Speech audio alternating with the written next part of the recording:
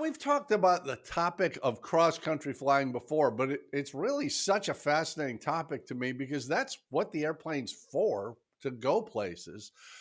But there are some issues maybe to think about when you're flying cross-country, like the dis the route from point A to point B. And we learned in geometry in school that the shortest distance is a straight line, but that might not actually be the safest way to go. Have you had any experience with that where maybe there was a reason not to go from A to B direct? Yeah, the easiest thing to do, Jamie, is direct enter, follow the magenta line, isn't it? No, around here, if you do that, especially if you're from my home airport and you're flying northeast, it's going to take you right through Class Bravo airspace over the top of Intercontinental Airport, which is a big, big airport. So no, that's not necessarily the best way to do it. Yeah, that's a busy place. I'm glad I've gotten the opportunity to fly there. And it is an interesting place because you've got two Class Bravos that actually pretty much overlap Yeah. with I-10 cut in the middle. But that's a classic case of going from where you are in West Houston to the east. You've got to plan that. You've got to think about how to do it. And you're going to have to talk to somebody, or it's a long, long way around. Yeah, it is arguably some of the busiest airspace in the country. There's certainly airspace that's busier in New York. It's L.A. But I'd be hard pressed to name another market that's as busy as Houston's airspace is. I've been to ATC a couple of times, approach control a couple of times, and just watching the amount of traffic, particularly on the west side of Houston, it's eye opening. So yeah, going that way would not be smart. So you're better like you did when you left to fly back to Orlando, uh, go down the VFR corridor and then on course. And frankly, the planning isn't that hard. A good example of that is between where you are in Texas and where I am in Florida, there's a significant amount of military activity along the Gulf Coast. So flying in a straight line, just because that's what the magenta line says, that's not necessarily a good idea. You probably want to be, at least whenever I've made that trip back and forth, I'm over the water by a little bit. And there is a corridor there that we can fly through. And I'm on VFR flight following because Right. there's nothing quite as disorienting as having a flight of 4 F-18s show up just off your wing and you weren't talking to anybody. So it's nice when you can have that. But yeah, there's nothing wrong with long cross country flight planning, and we can do it. And I mean, we can fly literally coast to coast in the United States, thousands of Yeah. miles, even in a little T craft or something. But it takes a little bit of thought and a little bit of planning to make sure our route doesn't go through airspace we shouldn't go through or interact with traffic. Or I'll tell you, from where I am, I once had to go pick up an airplane in Waycross, Georgia. I was swapping airplanes with somebody. And from where I am to Waycross, Georgia, straight line, absolutely great. But it goes right over the top of the Okefenokee Swamp. And, the Okefenokee Swamp, it's legendary. It's got all kinds of stories about it and everything. But it's 30, 40 miles long. And there's no place to go if you lost an engine. So the smart move is not to go direct. Yeah. It's to go east or west around it Yeah. so that should something happen, you're near civilization. You're not out in the middle of nowhere. No roads, no nothing, huh? Well, and you've got that out there, as you say, miles and miles of nothing but miles and Miles and miles. miles. The downside in a place like the Okefenokee Swamp and the Everglades to a degree as well, it's not flat ground. It's not denuded of vegetation. It's trees and all kinds of stuff and a bunch of stuff down there that can eat you. Yes, So exactly. you're really better off going around. How do you plan when you're going to AirVenture or Sun and Fun or wherever? You've got a pretty good long trip to make. How do you go about the process of planning it? And you've done it before, I know, but do Well, you look at things with fresh eyes, or do you just use the route you used before? Well, I mean, honestly, we've done it so many times now. We pretty much have the route down where we know where we can stop and eat on the way. Very And important. the airplanes that I'm flying now, we can pretty much do it in two legs. So one stop. not counting the destination. But I have done it in the past in airplanes where either due to the load that we're carrying, so we have to leave fuel behind, or just the capability of the airplane itself, we had to make two stops, maybe three. So, when I'm talking to my students, as you know, I still do a little bit of teaching on the side. Just a little here Yeah, and there. and when I'm talking to applicants during check rides, usually in the post-flight debrief, and especially if they had some trouble with their cross countries, we talk about, don't think about it as a 990-mile cross country, which is what Houston to Fond du Lac up near Oshkosh, where we go in Fond du Lac.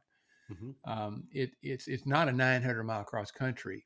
It's two 450-mile cross countries, or it's three 300-mile cross countries, or something along those lines, and literally flight plan it that way. How much gas do I need when I get to my destination? It's, the day VFR 30 minutes. Is that really enough? No, an hour is really probably say, well, it's definitely safer. Hmm. And then the ASI, the Air Safety Institute, recommends that anyway. We don't fly very much at night anymore on that trip, just because we're all getting older. I think we all realize that things can happen at night that can be significantly more, I'll say, dangerous than or risky, perhaps is a better word, than during the daytime. So we tend to shy away from long stretches at night anymore. But treating it like three or four short cross countries is really it breaks things down. It makes it a much less daunting task. Well, it also gives you the opportunity to stop and think about what's coming up because Right. over that, if you did it as one leg, if you had the legs to do that, you had the fuel, you could go that far.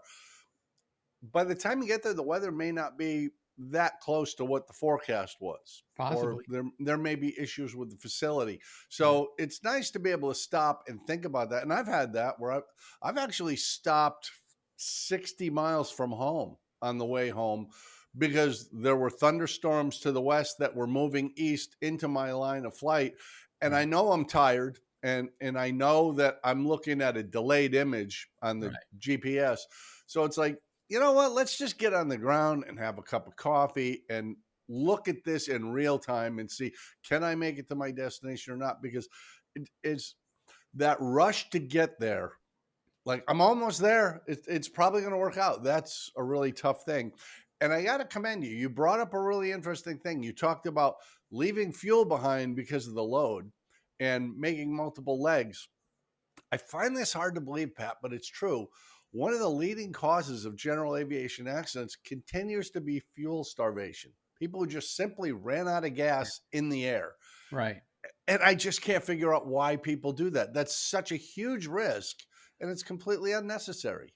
It's a huge risk and it's unnecessary, but I will tell you that human nature is such that, man, I think I can make it.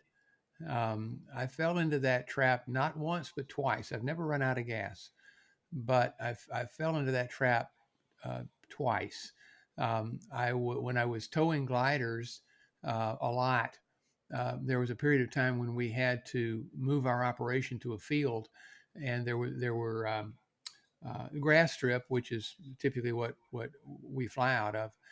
But it didn't have any fuel on the field. Our old field did. We were in the process of building a new field, and we had moved to the new field, but we hadn't gotten the fuel farm delivered yet. So we had to fly to a neighboring airport to get some gas. I took off one morning towards this neighboring airport to get some gas, and got there, and lo and behold, the gas tanks were down, the pumps were down. Ooh, there was no real good choice, but I thought, well, I know the airplane fairly well, and so I flew to another airport some distance away, and they had gas, and I don't remember the numbers exactly, but let's say the tank had 30 gallons and 28 usable, and I think I took 26 or something like that. Oh, I mean, wow. it was like, oh, that was just not smart. And so, but not one to learn from one's mistakes. I did it again, and this was in a 182. It's probably 10 or 12 years ago. It's probably actually 15 years ago or so. My wife and I were going to go to from here to Pleasanton, Texas, which is south of San Antonio, to see a good friend of ours, the Grand Ole Opry member. You know Steve Warner's his name. You Mhm. great guitar Yep. player, and I've known Steve for years, and so we were going to go down and see him play, um, and I had topped the tanks the night before, and we took off and got to Pleasanton, and I don't need any gas to get back because it wasn't that far. It really wasn't that far. And as we're flying back, I'm looking at the gas gauges and said, "This can't be right." I mean, I've topped the tanks off last night. I know I topped the tanks off last night. It can't be right. So I'm not believing the gas gauges, and my calculations are all showing that we're just fine. And we pass over an airport west of Houston. I thought, I wonder if I should stop and get some gas. But no, I mean, I know I'm right. And we landed at West Houston and topped the tanks off. And again, I don't remember what the capacity was on that airplane. I think 56 gallons. But anyway, we took something like, you know, 52 or something. I mean, some, crazy amount of gas. It was like, well, how did I miss this? And as I was going to write down the time, it was a partnership airplane. I was going to write down the time on our time log in the airplane. I noticed that one of my partners had flown it the night before after I topped it off for about an hour and a half. Mm-hmm. And That'll do it. that'll do it. And so now, fortunately, fool me once, shame on you. Fool me twice, shame on me. And I learned from that one, and so I don't make any assumptions anymore, even in my own airplane. I might have, I got in the other day, and I was thinking to myself, wait a minute, did I top the tanks the last time we flew? Because it had been a week or so. Did I top the tanks? Get out, put the ladder out and look, and sure enough, yes, I had topped the tank. So I had forgotten to reset the fuel calculator, but um, It's always worth checking. It's always worth physically looking to make sure you have what you thought you had. And I'll tell you, exactly, I learned to avoid this a long time ago by giving myself a time limit, not a distance limit. Conditions change, headwinds, tailwinds, all that sort of thing. So I fly the 152 a lot. I calculate that at 6 gallons an hour when it's leaned out. And I have 20 gallons of usable fuel. So I have a little over 3 hours worth of right, endurance. I never do a leg over 2 hours. yeah. First of all, it's fun to get out of a 152 after 2 hours. That's assuming you can get out of one. Yeah, I've had that experience where I get to my destination airport and somebody has a disabled airplane on the runway and I can't land there.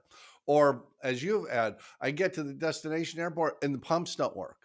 And yeah, I don't want to be stuck in that position. When I had the 172, I'd calculate 9 gallons an hour and I had 40-ish gallons of fuel. So I've got better than 4 hours endurance, but I would never do a leg more than 3 hours. I always give myself at least an hour, if not a little more than an hour, in extra fuel just for a uh-oh situation. What yeah, do I do? Where do I go?